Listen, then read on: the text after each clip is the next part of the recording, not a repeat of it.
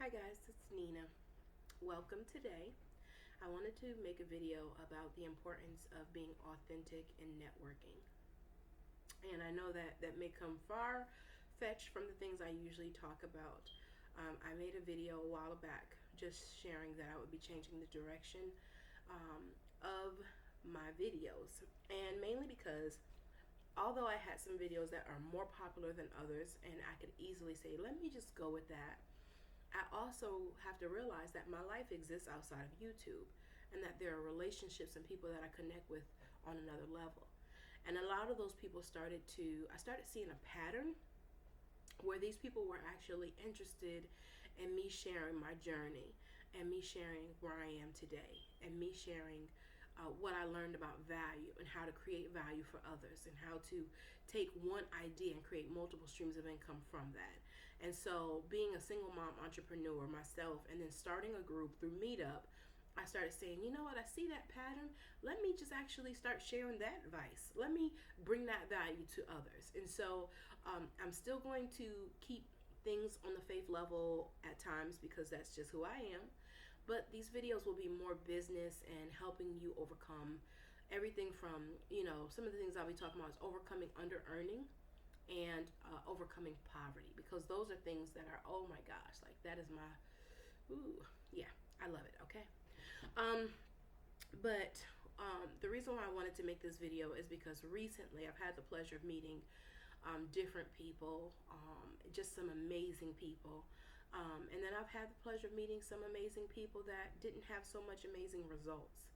And what ended up happening was I met a few different people who just from the beginning it just was so authentic. It was just such a gelling of a relationship. But then that selfishness begins to peer its head. And there's nothing wrong in utilizing the referrals that you get from networking events and from community events or local events you attend to build your business. But you have to think about it in a dual kind of way. One, who are you and why they should put their name on referring your business? If you haven't even taken the time to really narrow down who you want to have a relationship with and who you want to connect with, how will you even know how their services and products will benefit you or your clients or potential clients you can refer them to? You're now signing your name on a dotted line on a check that you haven't even read the policy of. You haven't even really got to know that person. So, one, don't try to network with everybody all the time. Just say to yourself, what is your purpose and your focus? I have a class where I put people in several categories. Either when I meet them, oh my gosh, I think that's gonna be my girlfriend. 2 or 3 years from now, we're gonna be going on cruises, getting our pedicures done, or that's gonna be my homeboy. We're gonna be talking, watching a game together, or somebody who, you know what, their services and products don't speak to me, but I really felt their heart. I really felt their drive. So let me keep their business card because I may come across somebody who needs somebody. And because I know somebody, then that'll give me a perfect chance to say, here you go. I don't really know this person, but they seemed very genuine, very authentic. I'm now putting and managing the expectation that I may not know them completely in an intimate way, but here's a possible solution, and here's the ball in your court to take that risk and take that chance.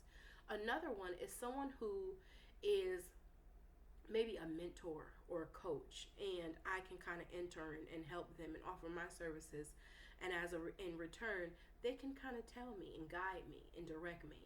So I try to have those different categories so that when I meet someone, I automatically know their energy and their vibe and where I'm going to place them. Then I try to take several business cards of the people who really inspired me and intrigued. I found them like fascinating. I just wanted to sit at their feet or just take notes or just, when I say sit at their feet, I'm not talking about smell their corns or look at their bunions, okay? I'm talking about taking notes and learning from them. Let me clarify that. But just having those moments of those people like that. And the proper thing to do, just so that people know, because I see that from my recent interactions, some people really don't know. And so I want this video to be a blessing because I want it to educate and inform you on maybe taking a moment. You might already think about this because some people, this is common sense for some people, but for some people, they may kind of be an introvert or on the island, or they kind of have social awkwardness, and when they do try to make their best attempt, they fall flat. So some people genuinely don't know. But what I do is I write down one thing, or I try to I try to share a business, but I also share something personal, and I also receive that, and I try to either make a note mentally. If I didn't do too much networking, then I know I can retain that. But if my mind needs more space and I've taken in too much information, then I need to write it down and plug it somewhere. And I'll actually say, hey, this is Nina, just letting you know I work from home during the day. I do this. I'm a content marketing strategist. I can really help you with some copy. If you need to get some, call to actions really sold, I can help you with that. I'm home during the day. Leverage me, leverage my time, and just building that common respect for each other and having that collaboration.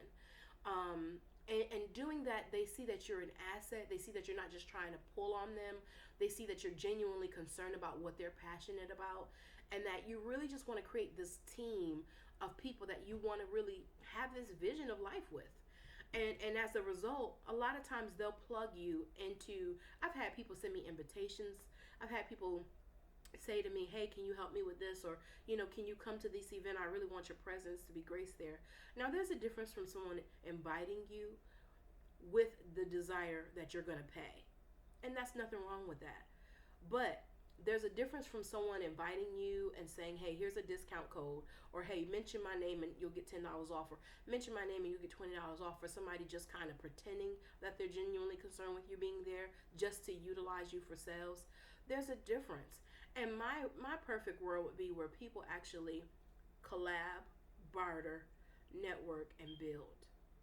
Because there's wealth, inner wealth within all of us. And sometimes because we have been shelled and we don't know how to genuinely connect with people, what we do is we get selfish with it. Hey, can I have your contacts information? Or, another one that I had this week was, hey, what's those women's name? Can you just send that information over to me? No, how was your day? No, do you think the women would mind if I present something to them? No, can you tell them a little bit about me, or tell me a little bit more? And I see that, and then not only that, I see I'm not really in direct sales, but I'm trying to create leaders. Keep it 100 when you're networking people. Let them know, hey, I'm starting fresh, and this is new for me. I don't know necessarily what I'm doing, but I do have this information, or I can pass this along. Or you know what? If you can't help me, who can help me? People will honor that authenticity, and they'll know that you're not trying to just sell them. Because this is how I try to tell my clients, or the people I coach and work with. If you present value and you present yourself as an asset, the money will come. The followers will come. Your influence and your ability to influence will come, because people see that you have a genuine heart to help them. It's not just about let me network for my own selfish motives all the time. You really need to build genuine relationships, because if a person doesn't know you from a can of paint, how can they securely, with confidence, support your venture? Or sign their name and say, I trust in her. Because let's say, for example, I met Candy Burris, or I met so-and-so down the street, and I introduced them or whatever. But I never took the time to know Candy Burris, or take the time to know the person. And let's say the person screwed up that project from the rooter to the tutor. Let's just say. Now that person, it's caused a bad experience for them. They're now going to look at me as untrustworthy. They're going to look at me and your in business, your name and your reputation and your credibility is everything. Trust me, I know. I'm restoring my credibility, because when I say restoring my credibility, meaning not saying that I wasn't ever credible, but meaning for years I did not know that I could make a living doing what I love to do. So I chased jobs thinking that was the solution, and that was not the solution, because it put me further and further and further and further back from my goal and my heart's desire. So because of that, on paper, it looks like she's all over the place. So now I'm having to introduce my story so that they understand, oh, sometimes you're in a season of self discovery and you don't necessarily know what you want to do, because what you do, people tell you cannot produce an income for you. So you get discouraged and you give up and you throw in the towel based on somebody else's opinion.